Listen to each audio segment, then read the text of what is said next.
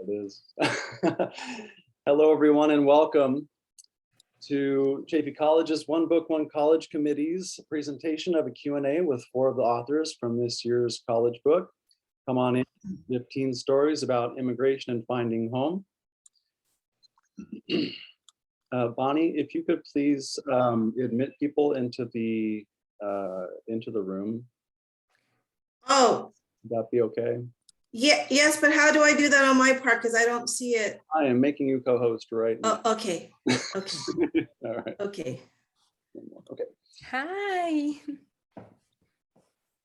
My name is Danny Keener. I'll be one of your hosts for this event. I am the co-chair of the One Book, One College Committee, and the other co-chair is Bonnie Kopp-Hosteman, who will be the co-host of this event.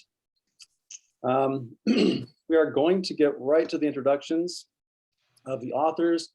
After I read a brief bio of each author, which I have unceremoniously stolen from each of their respective websites, they will each read a passage that they have selected from their stories.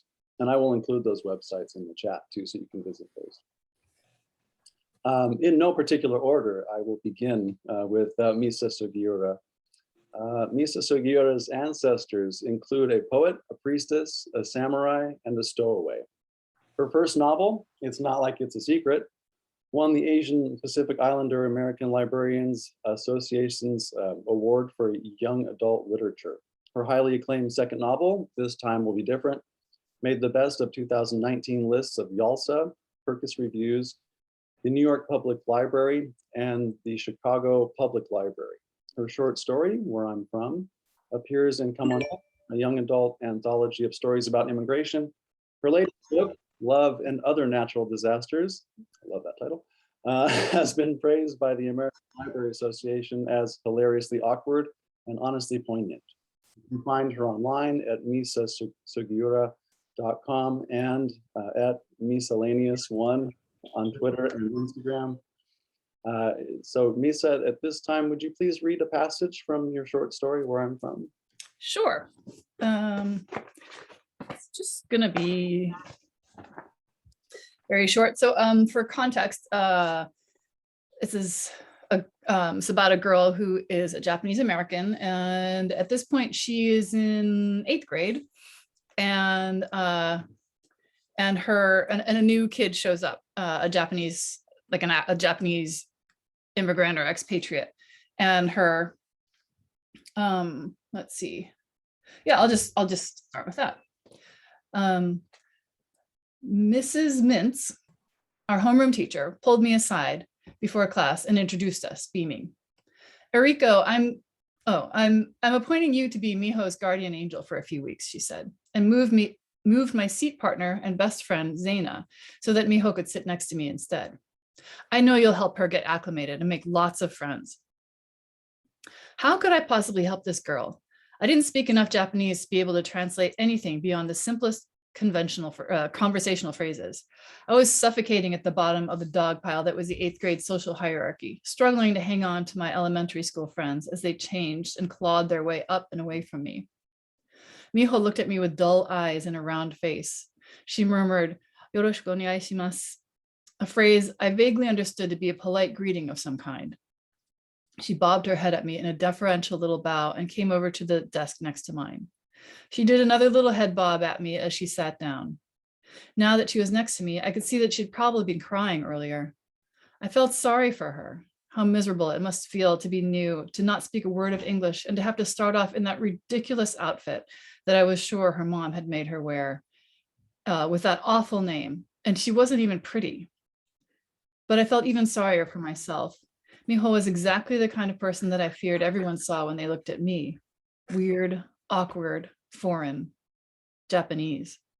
I could not afford to take on an anchor like Miho with her Japanese face and her Japanese clothes and that humiliating little Japanese bowing thing she kept doing every time I looked at her. I hadn't asked to be her friend, I told myself. It wasn't fair of Mrs. Mintz to lump me with her just because she came from the same country as my parents. 8th grade, sink or swim, eat or be eaten. I endured Miho's presence next to me in class, muttering a few broken Japanese sentences to her when I absolutely had to. Once the bell rang, I cast her off and went running to Zaina and Sophie. Oh, her, I said. She's Japanese, not like me. Real Japanese people are weird. Look at her. Look at how weird she is.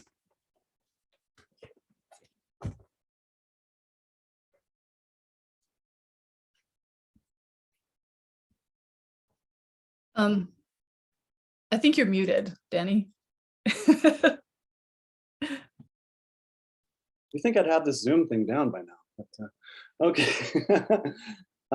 Sorry, thank you very much, Misa. The next author I'm going to introduce is Yamile. Yamile Daniela Syed Mendes is a football-obsessed Argentine-American Pura Beltre gold medal winning author. She lives in Utah with her Puerto Rican husband and their 5 kids, 2 adorable dogs, and 1 majestic cat. An inaugural Walter Dean Myers grant recipient. She's also a graduate of Voices of Our Nations, VONA, and the Vermont College of Fine Arts, MFA Writing for Children's and Young Adult program. She writes picture books, middle grade, young adult, and adult romance fiction. Yamile is a founding member of Las Musas, the first collective of women and non-binary Latinx, MG, and Y authors. She's represented by Linda Camacho at Galt and Zachar Literary. And now, Yamile, would you please read your passage from Everything? Yes, hello. Thank you for having me be part of this wonderful panel. I am going to be reading from my story, Family Above Everything. And I really love how the publisher was able to format it this way, because it can be seen as a mathematical equation in which could be family above everything, or family divided by everything. And I will read right from the beginning. Ashelen hated translating on the spot. It was one thing to transcribe the lyrics of the last Backstreet Boys song for her friends, or the recipe of upside-down pineapple cake for her mom. Translating her good news in front of the family and even some friends who'd seen her grow up was quite another. The expectation, in some cases tinged with doubt, of the people in the room had given Ashelen the wings to try the impossible. And now it was time to confirm that all her work had paid off. The fact that they all knew what she was about to say didn't make things easier. As soon as Ashelen had received the letter the night before, her parents had marched to the locutorio and called everyone. Their phone had been out of service for months for lack of payment. Every cent had been saved for her education. Now that everyone wanted to hear the news from her mouth, the doubts came from her own heart and pulled her down like an anchor. She felt she was in one of those flying dreams gone wrong. The thick paper shook in her hands. For the first time, she noticed it had been postmarked 3 weeks ago. Even in the year 2000, life-changing news, history-making news, took its sweet time to arrive in her small town of San Lorenzo, beyond the city of Rosario in Argentina. Read, her father nudged her softly, luminous pride in his voice. She locked her knees so that her legs wouldn't tremble. The trick worked, but only until she realized her padrino's stare was trained on the paper, as if the letter would sprout teeth and fangs and ravage her hands.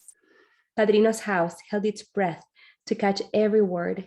The only sounds were the football commentary from the neighbor's radio, the shifting of her little cousin's sandal feet, and the hum of the blue-bellied refrigerator.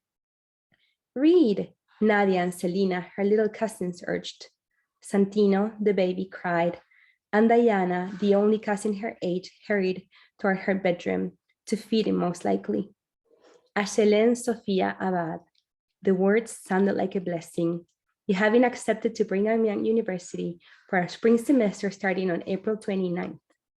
Applause and cheers erupted before she could finish the first sentence.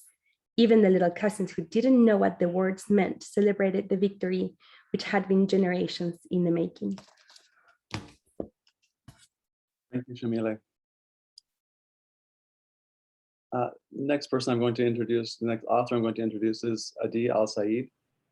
Born and raised in Mexico City, Adi Al-Saeed is the author of several young adult novels, including Let's Get Lost, We Didn't Ask for This, and North of Happy, a Kirkus Best Book nominee. He's also the editor of Come On In, 15 Stories of Immigration Finding Home. He currently lives in Chicago with his wife and 2 cats, where he occasionally spills hot sauce on things and cats. I feel like there's a story there.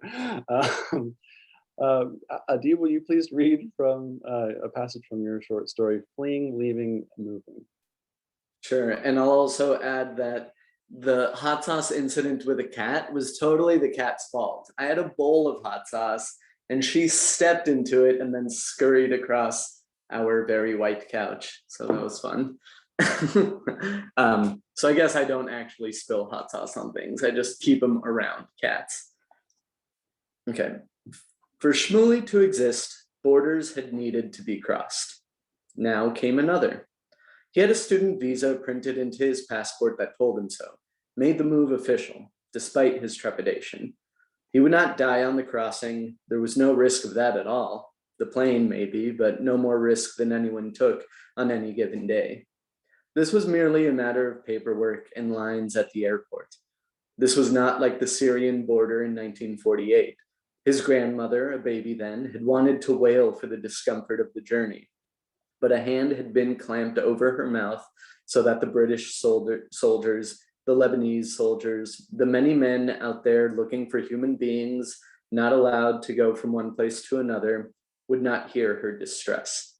That hand might have almost killed her, his grandmother always said, but it saved her too, silenced her into survival.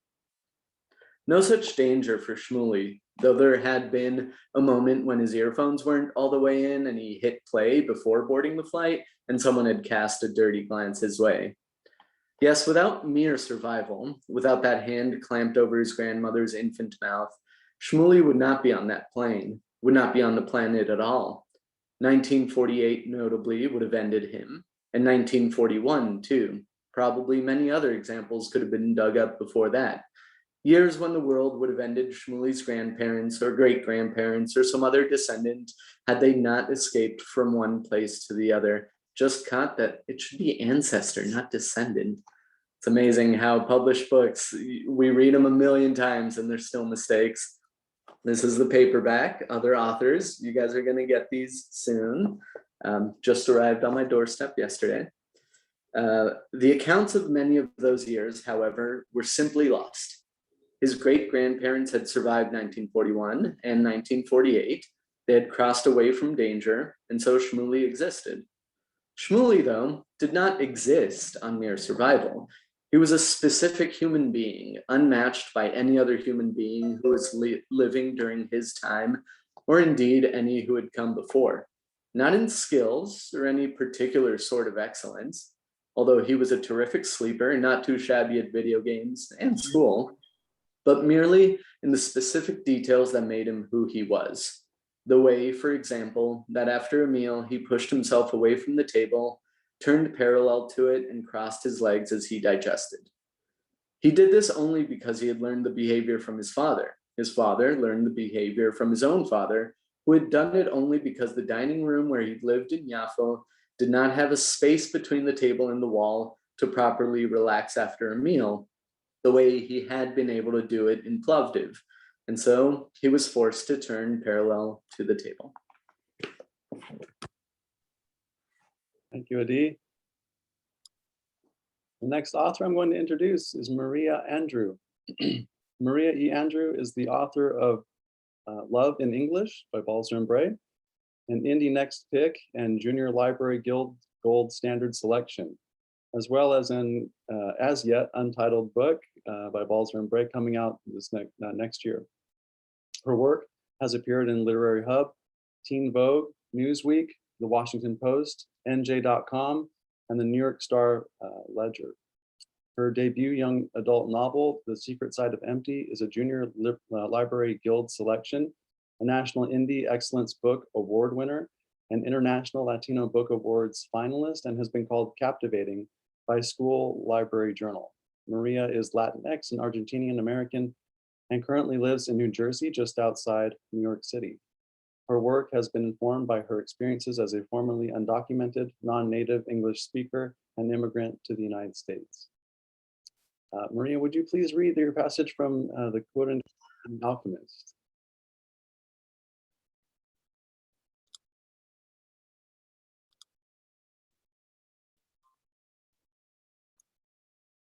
You're muted, sorry. You'd figure I would have figured out Zoom by now. I was so sparkling too, by the way. It does not get better than those things I said on mute. No, what I wanted to say, what I was saying was, for a little context, the protagonist of this story is undocumented, but doesn't talk about it, and is put in a position where she has to do some community service, and she starts teaching ESL at her local library, and gets close to one of the people that she's teaching ESL to, a young man not much older than her, and he gets picked up in an ICE raid, and she's visiting him at the detention center. So that's where we pick up the story. He looks smaller behind the thick yellowing glass partition that separates inmates and visitors. A flare of anger bursts through me as I see him in the orange jumpsuit, hands shackled together. They have him in a jail with people who have hurt people, who are dangerous. This man, this boy, who glows when he reads Genesis and thrills when he deciphers a new billboard, does not belong here. I sit across from him. This is some bad luck, he says in Spanish, his face twisted into a half grin. That's an understatement, I say. He hasn't heard the word, and I do my best to explain it to him. Ah, that's a smart word, he says. We don't have that in Spanish. Esto se lo saben todas, I laugh. It is a common immigrant saying, something close to Americans have it all figured out. I don't know about that, I say. They put you in here. They obviously don't know everything. He waves his hands as best as he can through his bindings. Ah, don't worry so much about me. Remember what I told you the first day we had class? That you liked home, I say. He nods. He continues in Spanish. I came to earn money. My mother's getting old, and I wanted a better life for her. I didn't do everything I wanted to do, but I did something. I will be happy to see her. I nod. You brought the book, he asks. I pull it out of the big inside pocket of my winter coat. This glass is dirty. I won't be able to read through it, he says. You read it to me. I draw in a long, stilling breath. I close my eyes and try to find the peace I felt on the walk to the library through the snow, the moment in which silence and magic seemed to suspend everything else, the moment Florencio was already gone, but I didn't know it yet. Maybe in that instant, things were good not just because I didn't know, but because everything was possible, or because it was the loss of Florencio and the negative space that he left, or because it was in the loss of Florencio and the negative space that he left that I saw that trying is worth it, even when you're not quite sure why. Thank you, Maria. So now that we are reminded of the author's stories, we're going to go ahead and get into the question and answer portion. First up, we're going to kind of go through all the authors and ask them their sort of respective questions that the committee has come up with. We're going to start with Misa. So this is going to be a short passage from your short story, and then we'll get to questions. So you're not American, she said. Yes, but I'm also American. I know my face is Japanese, but I'm American because I was born in America. Have you ever been asked where you are from and or about your racial or cultural identity? And how does it make you feel and why? Yes. And yeah, so that's sort of like a classic question that gets asked to Asian Americans in particular. I think most immigrants have had that question asked of them. Yeah, but the tricky part is if you I learned pretty quickly to head off the next. So I would often, my first answer was always, "Oh, I'm from Chicago," which is what people who are from the suburbs of Chicago say. But I learned to head off the next question, which was, "But where are you really from?" But I just jumped ahead of it, like, because I didn't want to wait to find out if the person was asking me if I was from Chicago or if I, where my face was from. So I just automatically now say, I grew up in Chicago, but my parents immigrated from Japan, so that we don't have to, I don't have to know that they were going to ask that question and they don't have to ask it, and we move on. And so I don't know if that's what kind of concession that is, but for me, it avoids the awkwardness of having to say that's kind of a weird question. So yeah, and then and that passage, that particular passage that you read, actually, I love that because what's happening there is actually a Japanese kid in Japan is asking that of the protagonist, of this speaker, and yeah, and this actually happened to me. This was a thing that, like, I was on the bus and this kid said, "Where are you?" He said something about, "But you're Japanese," and I was like, "No, I'm not. I'm American." And in this girl's head, American was so the word American was so tied up and so intertwined with the concept of being white, that she could not separate, like, you can't possibly be American because you have a Japanese face. And yeah, that happens on both sides of the ocean. And I didn't know the word for citizen at the time, so I couldn't explain. I didn't know how to explain, like, all I could say was I'm born in America, and that wasn't enough for her. And it's not enough for a lot of people, unfortunately. So Thank you so much for that response.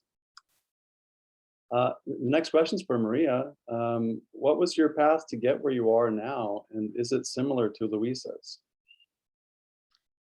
It's similar and it's different. It was a really difficult story to write and work on. There's a theme of deportation in it, and a very close family member was in immigration detention and eventually was deported while we were working on the story. So even revisiting it now, like, my heart started beating. So in those ways, my experience is similar. My parents came over when I was a baby, overstayed the visitor's visa, and then I grew up here until I was 6. And then there was a death in my grandfather. My mother's father died in Argentina, and my mom and I went to Argentina, thinking that we'd be there for I don't know why exactly they thought that. I haven't tried to get to the inner workings of their immigration decisions, because we were undocumented. I don't know why they thought we were going to get back in, but they did. I remember saying goodbye to my dad, and he said that we'd be back in 2 weeks, and it was 2 years before we were able to come back. And as a little kid, I'd stayed at home with my mom, who didn't speak English, so I didn't really speak any English.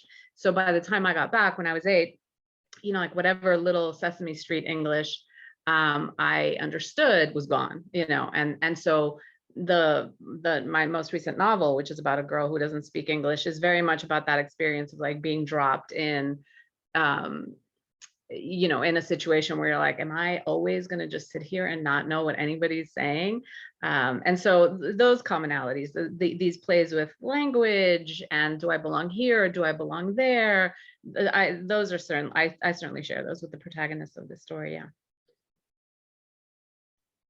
Thank you. The next question is for Yamile. She had her family supporting her from afar, an anchor and wings. That is the way your short story ends. In this scene, Aijelen arrives in the US and is met by her hostess. What does this line mean? What do you think is the feeling of many immigrants when they first arrive on US soil? Aijelen's family sacrifices to send her to college in the US. What sacrifices has your own family made for you, for each other? And I know that's a lot, sorry.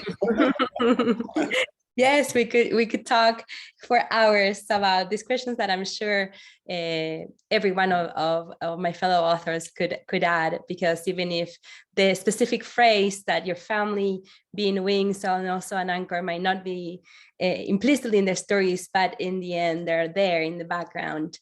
And I like the image that kept coming to me about her family being her wings, but also in the little section that I read, it's the doubts of those people who don't think that she can accomplish this goal, who are also her wings. And so family expectations and doubts by the haters can be both wings, because they encourage Aijelen to prove the haters wrong, and also she has the responsibility to fulfill. She feels the weight on her shoulders to accomplish everything that her ancestors worked for all their lives and couldn't accomplish.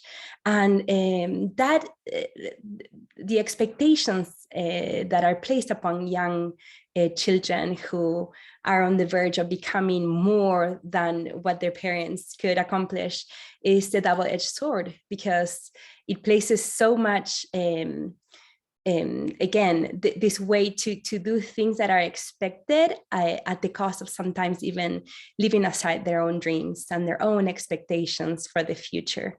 It can be something that can encourage somebody to do impossible things, but it can also be paralyzing. And at the same time that your family can be an anchor in the way that they don't let you move from the circumstances, like Ashlene's padrino, who's also her uncle, is so afraid of what could happen to a girl going to another country without a support system. And those are all real concerns.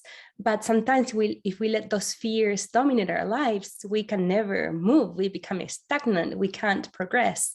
And at the same time, the family can be an anchor in the way that they can center you and ground you and remind you where you came from and the strength that you have, and that you're not alone, even if you're far away from them.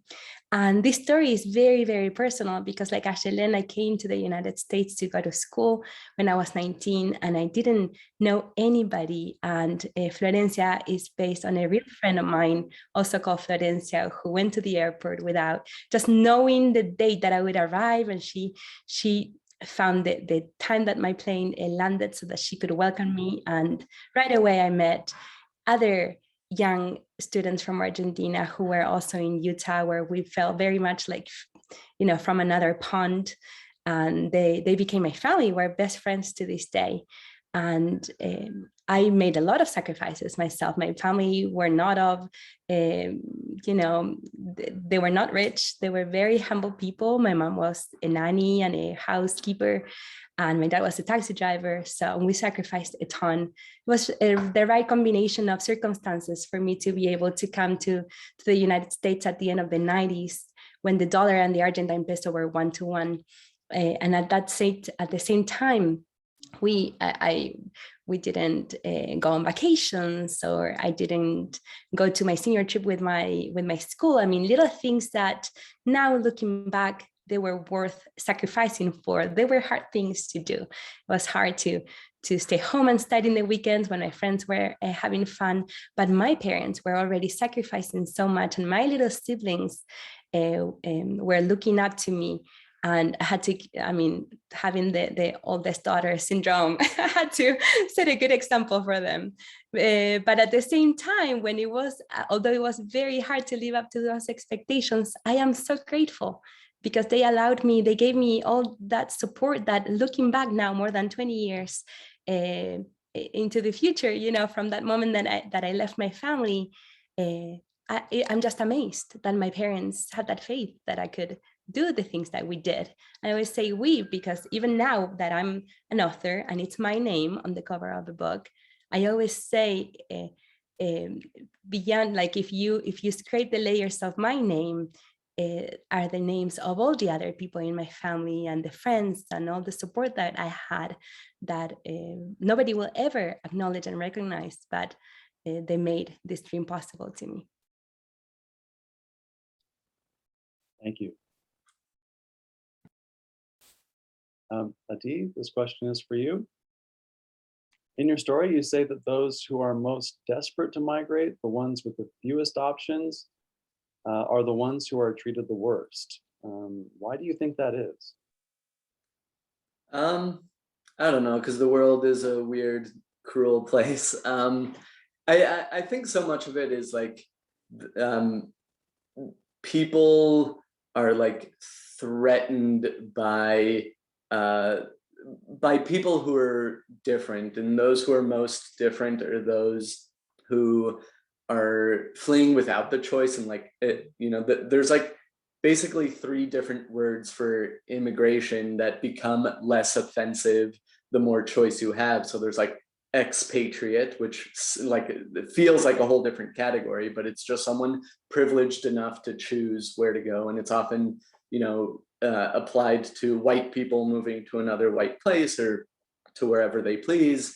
and then there's immigration, and there's refugee, which feels like often has the most pushback. Like these are people who have the least options, who are fleeing actual danger, and yet the world often like treats them like, you know, a threat, even though economic studies show that immigration is almost always good for the place where immigrants are going.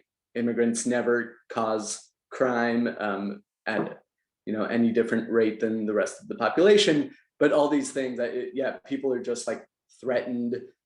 They want, you know, my view of this, I think, is shaped by my own experiences, which I'm at the top of the privilege scale as an immigrant, because especially coming to the US, I'm white, I speak English without an accent, and I had the money to pay for visas, to pay for lawyers, you know, all that stuff. And so all of a sudden, I've been in Texas talking to someone who, like, you know, I'm guessing his views on any other type of immigrant would have been vastly different. But hearing that, or like seeing me pay for a drink at a bar with a Mexican passport, being confused by my name, my appearance, the passport all together, and was like, well, you speak such good English, why don't you stay? And this was before I immigrated to the States for the second time. I was just, I think, at an author event. But, you know, I like all the threat of immigration was gone because of what I look like and sound like, and because I have the privilege to like have a tourist visa in my passport, and now, you know, have the privilege of paying for lawyers and all that.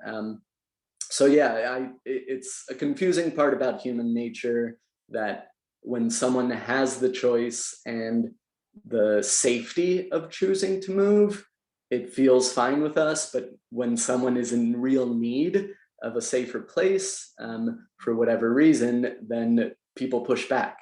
And I don't get it. And I think that's part of what the story was trying to explore, that like my family history, like every generation has immigrated for the last like 3 generations. My grandparents from Syria and Bulgaria to Israel, my parents from Israel to Mexico, myself and my siblings from Mexico to the States.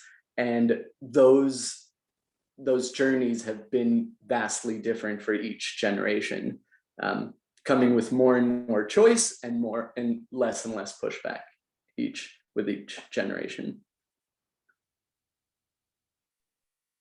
Thank you for that excellent response. Let's see, Misa, we're going to come back to you for this question. The heading, Chopsticks Age, 12, 13, 14, 18, in your short story, comes up again and again for Eriko. Do you think these are defining moments for Eriko, or moments where she sees the world as trying to define her? Yeah, I love that question because yeah, I mean, yeah, I think for all of us, I think these stories are very personal, right? Like drawn from our actual own lives. And so these chopsticks vignettes. So my just for context, my story is kind of a series of vignettes, sort of from different times in this girl's life. So yeah, chopsticks. She has these just one, you know, like a few sentence long experiences around chopsticks with different parts of different people. And yeah, so it's, you know, it's her friends going, how do you do that? Like with the chopsticks when they're all having Chinese food, or her mom's friend in Japan asking like, oh, do you know how to use chopsticks? Because, you know, you're from America, so why would you know? Because nobody in America uses chopsticks. And, you know, and then her college roommate's mom asking the same question, oh, do you know how to use chopsticks? But with a whole different subtext. And then finally, there's the one where she's 13 or 14, and you know, there's that style where you put your hair in a bun and then you stick the chopsticks through it in the back to secure it, which was a thing that I tried and then couldn't do because I was just because I took the chopsticks out of my parents' silverware drawer and I realized like that's disgusting. Like why is it a thing? But it was it is a thing that people do. So so for me, they were they were defining experiences for me because it gave me an opportunity, like that shot, the one with the hair, to think about like, who am I in relation to these eating utensils slash beauty accessories? and I guess it's sort of both, right? Because it gives her an opportunity to see how other people are looking at her. You're a foreigner, or you're a, both in Japan and in America, she's the foreigner. And or maybe you're the weird one, or, oh, that's so cool. And so the story in general is sort of her processing all these different identities coming from different places and different people, and figuring out where she is and how she stands. And so that's my response. Thank you. I love the comment, I think one of her mom makes, I think it was, where she says, it's like wearing a fork in your hair. Like, why would you do something? Yeah, it's pretty funny. Maria, this next question is for you. I want to shake her. Ms. Schofield, the narrator's advisor, says, shake the optimism right out of her, the deeply American way she believes that everything can work out. She doesn't seem to understand that it doesn't work out, not for people like me. What does this mean? Do you agree that Americans in general are deeply optimistic people? Why or why not? I think it's a generalization that the protagonist engages in. I think I have from time to time thought that, but just like you can't paint all immigrants with one brush, you can't paint all Americans with one brush.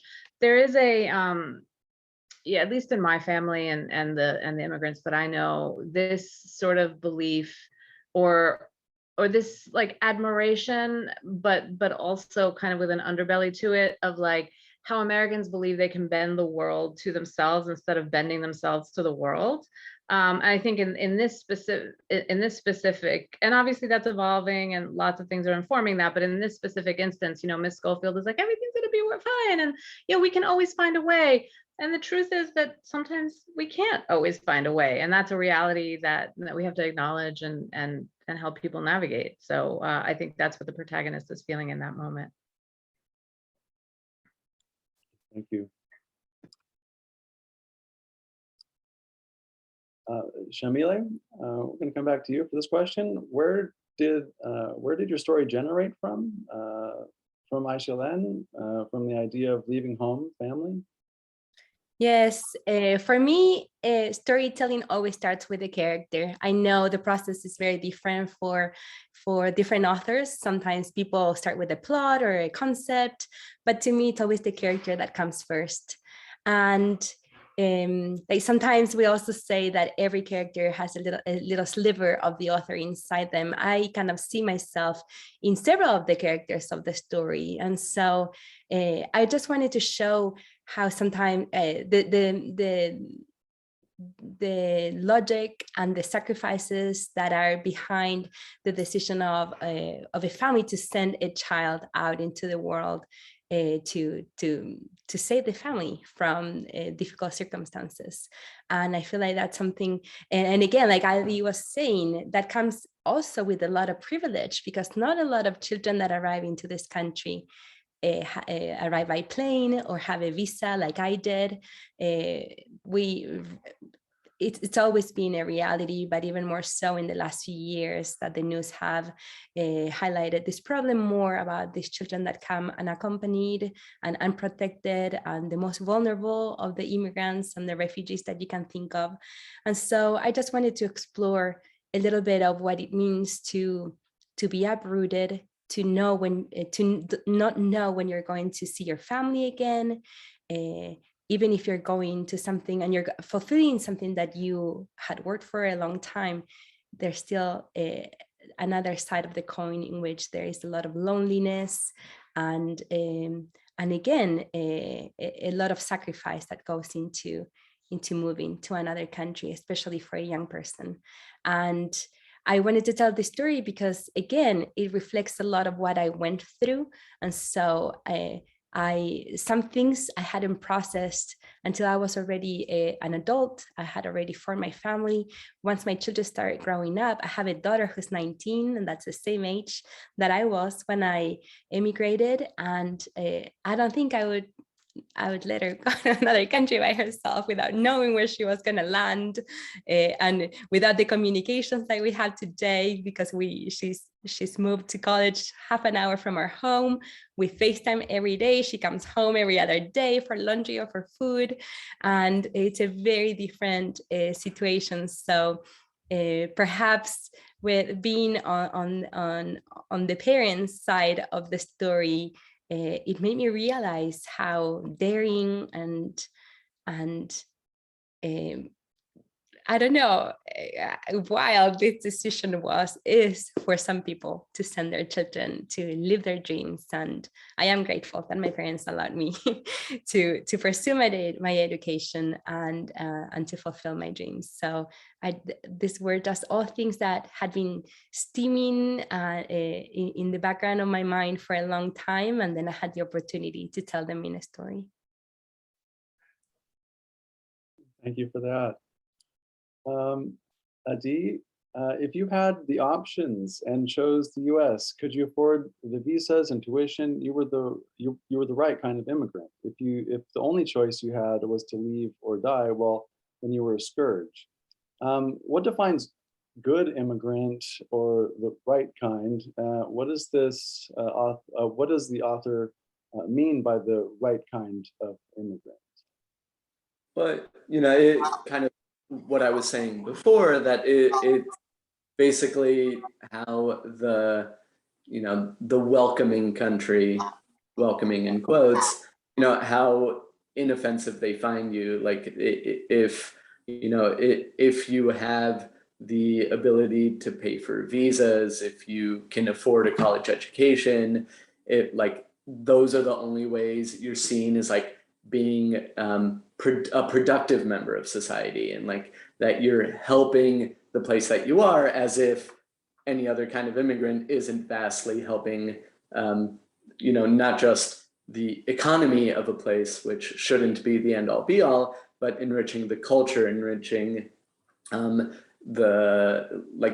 place in so many ways that that get discounted, I think, often when it doesn't appeal or doesn't coincide with what white Americans believe is the culture and what should be valued. And so, yeah, that's, to bring it back to like expats versus immigrants versus refugees, it seems to be like this like sliding scale of like who's acceptable and who's not. And if like the easier you can assimilate and I can't see you as an immigrant, then you're cool. But if I can like pick you out as an immigrant, then I don't like that. So try harder or don't come or whatever. So yeah. I think that leads into this next question for all the authors very nicely. And that is, what are your thoughts on immigration and borders? I think this book gets at that question pretty nicely, but just what are your sort of general thoughts on immigration and borders, especially at this current time in this country? Anyone want to jump in? I think I have, like my ideal way that the world operates is that there aren't any, borders placed, because they always feel so arbitrary and like keeping people in or out just based on like politics or a history of a place. It just seems silly and like weird that we follow made up lines on a map. The world's a lot more complicated than that, but I think, like on a very, thinking of the world as a Pollyanna kind of like everything can work out. I think we would treat the world much better if we saw the whole world as ours. And like, if people had the ability to move from one place to another and find the joy in like, I wouldn't want the lack of borders to equal like the same culture everywhere, the same language everywhere. I think I've been very fortunate to get to travel to many countries throughout the world and see many corners of it. And like the differences are as great as the similarities between us. And I would want to keep that true, but can we keep it true without, there's already so many borders, like financial, like there's so many things keeping us from certain places. Like, do we have to come up with passports and visas too? Feels silly. I know it's not, I don't have a better way to do it, but I don't think the current one is great. Well, I think that's so interesting what you said, Adi, about okay, I've already sorry, I've sort of moved ahead of myself. But so you can jump in and remind me, but this idea of borders, yeah, oh right, the other borders that we already face that divide us, right? Like social, economic status and language and things like that. And it just seems, and this sort of ties into this idea of immigrants, different kinds of immigrants, but it's the same way, right? Like the more money you have, the fewer borders you have to cross, really, right? I mean, it's same like national borders. It's not a problem for people with money and means and connections to fly anywhere really in the world, with very few exceptions. And yeah, so the borders come down the further up you go, and then the people at the bottom, really you're stuck in within the borders of your country or your city or your state, or maybe even your house culturally because of gender norms and things like that. So I don't know, that was just a thing I was thinking, like just physical travel becomes much, much harder, and the borders become less porous the further down on that pyramid that you are. So, yeah, an observation. And I think it's so funny that people latch onto these imaginary borders, and we are so often told, especially Americans, I find, are told that like you live in the best possible place. And so you kind of like everything else is lesser, and therefore people from other places who are trying to come in here are trying to worsen this best of all possible places. It's like Candide turned on its head, it's very weird. And I feel like if we somehow came away from that, or like managed to erase that, and then like thought of like all the world is ours, and then to find the place that you, I don't know. I'll let the other authors chime in. These 2 points that you brought up, Adi, I think about them all the time, especially because one of my great grandmothers was from Yugoslavia, and she immigrated to Argentina with an Italian passport. And nobody really knows the history or the reasoning behind that, but Yugoslavia doesn't even exist as a country anymore. And that's something that I always bring up in my school visits, because sometimes, we have these nationalistic feelings, and we get so attached to these borders, and that sometimes define our identities, and they're just imaginary things that in maybe in a few years, different made up borders will have different meanings. And also going back to that point that you said, that we have this belief, or some people have this belief, that the United States is the very best place where you can be. Not everybody wants to immigrate to the United States to stay. Sometimes you just want to go and see your family, and it's really hard when you can't get a visa, or in the very sad circumstances that the whole world has been going through. Sometimes you just want to say goodbye to somebody who's about to die, and you can't be with your family to mourn your loved ones. And so these are topics that I think about all the time, because they really affect me, my family, my community, in which I'm a very active participant. So I don't know if there is one right solution for everything. I know that some people that will hear this panel and hear about no borders will freak out and be like, no, chaos. But there has to be a better way in which we navigate this world. Perhaps if we all take ownership and to protect the world and the people that live in this planet, the mindset would change a little more. Piggybacking off what you were saying about school visits, I think sometimes when I do school visits, young people are very overwhelmed by the question of immigration. And for that matter, older people are very overwhelmed by the question of immigration, because none of us are the government. We can't change these large sweeping policies. And so what do we do? How do we affect that? And I think obviously participating in something like this is something that we do. But I often invite, young people are so open to having these conversations, like, how are we each gatekeepers in our own lives? How are we exclusionary in our own lives in small ways and cliques? Because that clannish kind of tendency is very, very small, like very, very local. It's when 3 friends are hanging out and 2 of them are kind of going off or something. And from there, this very, very large idea of there's an in group and an out group evolves. And so when you can really find it within yourself, like, yeah, maybe you can't change immigration, US immigration policy, but maybe you can change the borders that you help construct. So that's one thing that I like to talk about, because there is personal responsibility in the idea of whether everyone belongs or whether we get to decide where walls are. And I always like to share this idea too. So when I was 8 and my mom and I were in a shack in Tijuana waiting to be crossed over the Mexico, the border from Mexico to the US, undocumented, we were there and we were stranded and there were no communications, and they would come and bring us food once a day, but that was it. This one time, one of the coyotes took us like for a walk, and he pointed up the hill and he was like, over there, that's the United States.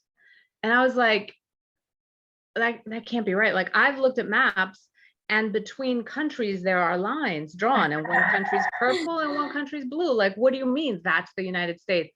Where's the line? And my mom's like, what line? What are you talking about? I'm like, the line on the map, where's the line? And she's like, well, they don't draw it on the ground. And at the time, now I'm sure, who knows with the wall, right? I haven't been back, but at the time it was just, this part is Mexico and that part's the United States. And that blew my little 8-year-old's mind. Like, wait, there's a line that's imaginary, but I'm not allowed to cross it? Like, what? And probably like most of my life has been about grappling with that concept.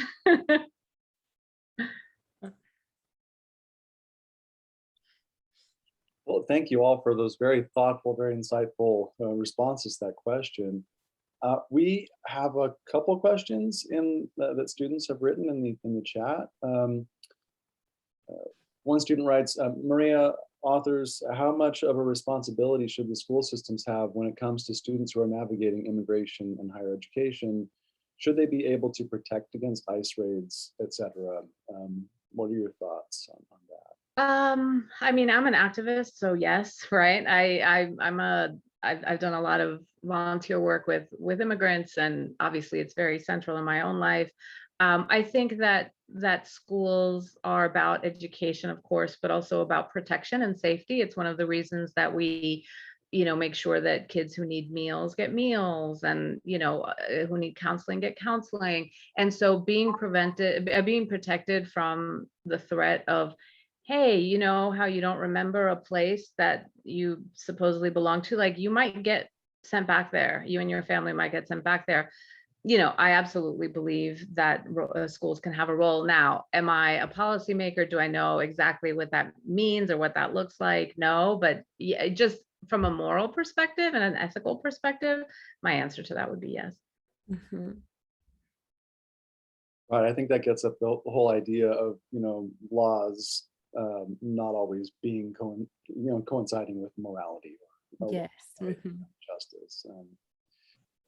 Okay, there's another question by Zara. What motivated all of you great writers to literally sit and start writing?